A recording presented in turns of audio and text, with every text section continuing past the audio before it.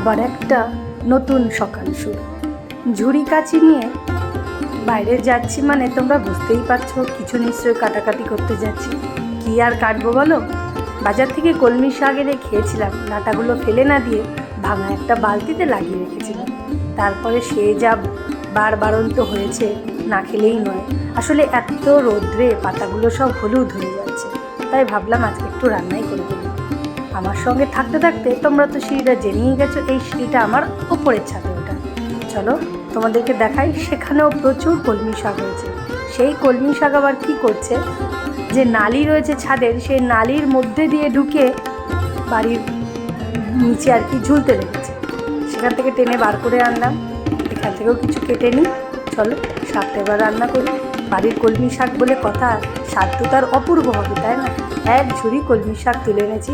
আর দেরি নয়, আর বেশি কথা নয়, তাড়াতাড়ি শাকগুলোকে বালতির জলে ভিজিয়ে দিই, কেন রাস্তার ধারে বাড়ি তো প্রচুর ধুলো বাড়ি। তারপরে খাবো। তোমাদের সাথে গল্প নিয়ে খুব শিগগিরই আসি, ততক্ষণ যেন টাটা।